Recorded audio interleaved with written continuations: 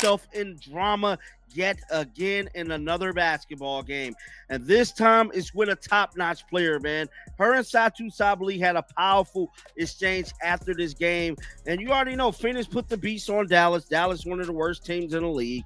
This should come as no surprise, bro. But one thing I can tell you is DJ Carrington behavior is starting to look a little spooky, bro.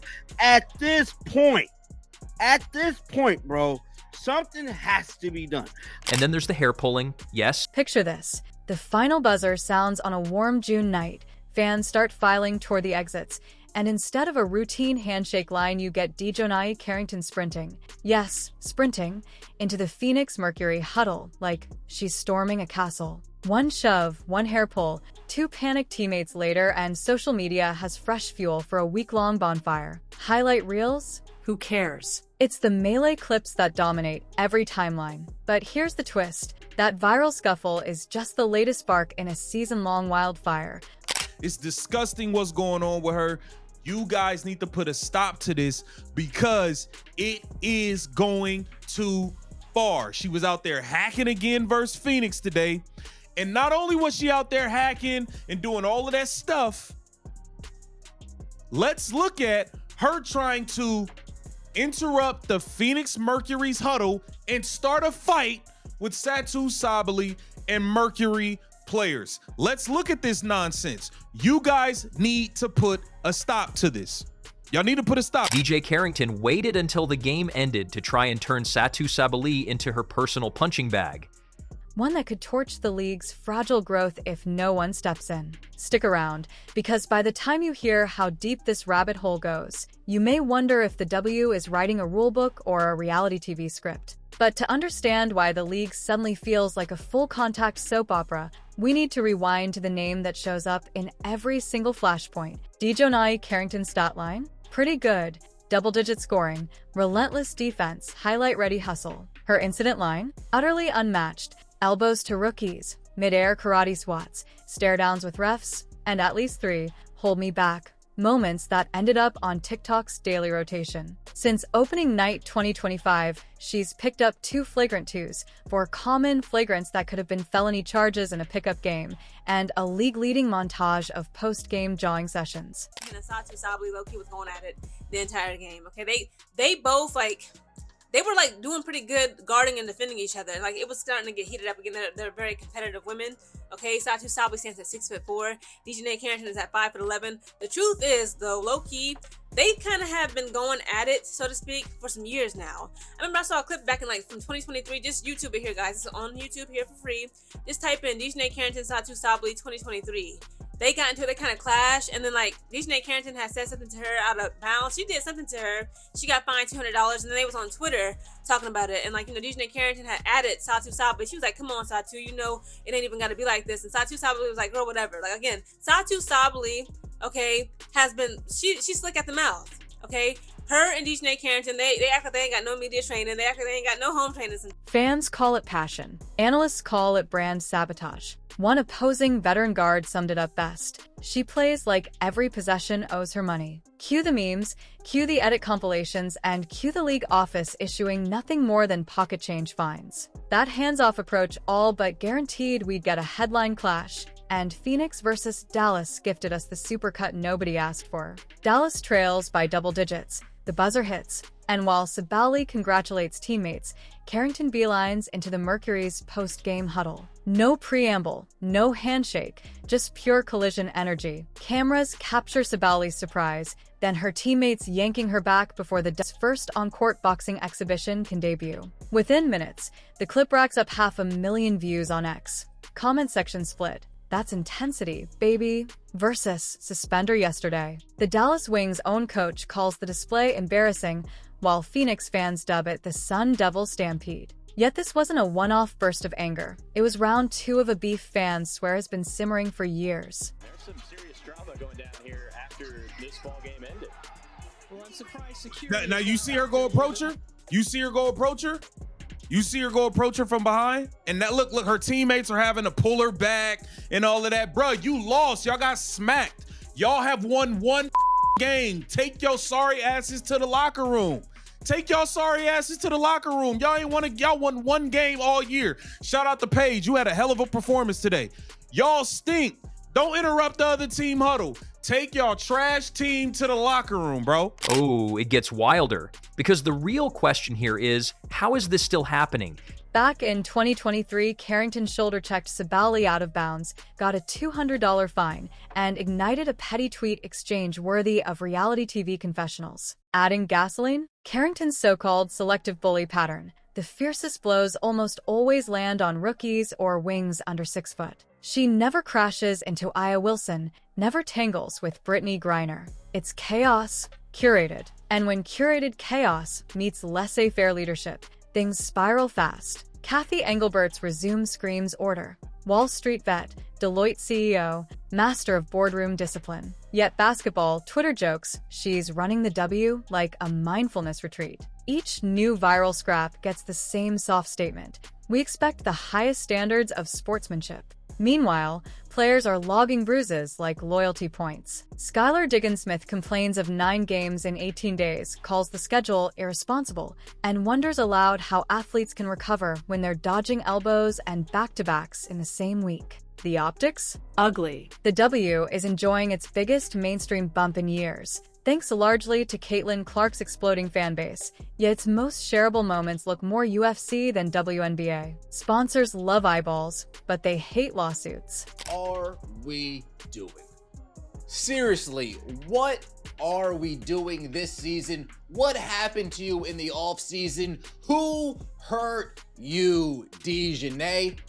Ever since the season tipped off, you have been a one-person wrecking ball, wrecking havoc on the floor, wrecking havoc after the game, approaching officials, eye-raking Jessica Shepard. Another week, another day of dirtbag DeJounte Carrington. A game where Paige Bueckers had her best game as a pro. And speaking of Caitlin Clark, she's about to become the most valuable collateral damage in league history. Clark sells out arenas, spikes TV ratings, and funnels new money into league coffers. She's also the magnet for every veteran frustrated with the hype. Already she's eaten forearm shivers, baseline hip checks, and off-ball hacks that would have earned ejections in a men's playoff game. If unchecked, one of those hits will eventually land wrong. Ankle, wrist, concussion, and the golden ticket may punch out for Europe, where contracts pay handsomely and defenders rarely weaponize clout envy. Privately, European clubs are drooling at the prospect of a runaway superstar. Publicly, WNBA execs insist. Our officials have it under control. No tape reviewer agrees. Lose Clark and the league's delicate momentum flattens. That's not speculation. That's sponsorship math. So how do you stop a runaway train without derailing the season? Start enforcing break lines. Step 1. Graduate from pocket change fines to multi-game suspensions that sting in the standings and the wallet. Step 2. Borrow an NBA safety protocol, extra security corralling handshake lines, tunnel escorts for known agitators. Step 3. Tighten the rulebook language. Once the buzzer sounds, opposing players must exit opposite tunnels within 60 seconds, no exceptions, or face automatic techs. That's not over-policing. That's baseline protection in every other fully professional league. Punishment shouldn't be a mystery bag. It should be a menu. Pull a jersey, 2 games. Storm an opponent's huddle, 5. Swing an elbow above the shoulders, 10. Clear, predictable, instant. Because right now the deterrent is a polite letter in the mail and a $250 Venmo request. Out of here, bro. Get her out of here, man. Get her out of here. Why is she even up there? Get her out of here. DeJounte Carrington, you have done enough. WNBA, are you going to step in? You remember the last time I said, since the refs won't handle her doing all these flagrants, somebody gonna have to step up and fight. Now we're after the game and she's approaching someone to fight. She's approaching someone hostile. You're like, you too hostile. You just got popped. Y'all have lost 10 games. You have won 1 game. Get your ass to the locker room. For 6-figure athletes with endorsement deals, that's cab fare. fail to install real guardrails, and the spiral gains speed because drama breeds imitation. Carrington's antics trend on TikTok, rack up likes, and let's be honest, inflate her social following faster than any box score night ever could. That formula doesn't go unnoticed. Rookies see the attention, bench players crave a slice, and soon every tense possession threatens to become a scuffle highlight reel. Fans laugh now, but history shows lawless leagues hemorrhage talent. In the early ABA, fights drew crowds until stars bolted for the safer NBA. Even the NHL only exploded commercially after it cracked down on bench-clearing brawls. Contained chaos sells, uncontrolled carnage repels. The do stands at that exact crossroads. Does it want to be celebrated for skill or bookmarked as that league where ponytails go flying? One way or another, someone has to step up. And so far, veteran policing is nowhere to be found. Self-regulation? Skylar Diggins-Smith built an entire brand on fire and fearlessness, yet she barely blinked while Carrington turned a handshake line into a sparring ring. What else happened last night? Dejanay Carrington said, "Oh, what? Paige Beckers is going to get all this shine after her amazing game? Paige Beckers is going to get all this publicity after this amazing game? How do I take the spotlight off my teammate, act like a child, and have everybody's eyes on me? Oh, I know what I'm going to do. I know exactly what I'm going to do. I'm going to approach Sabally.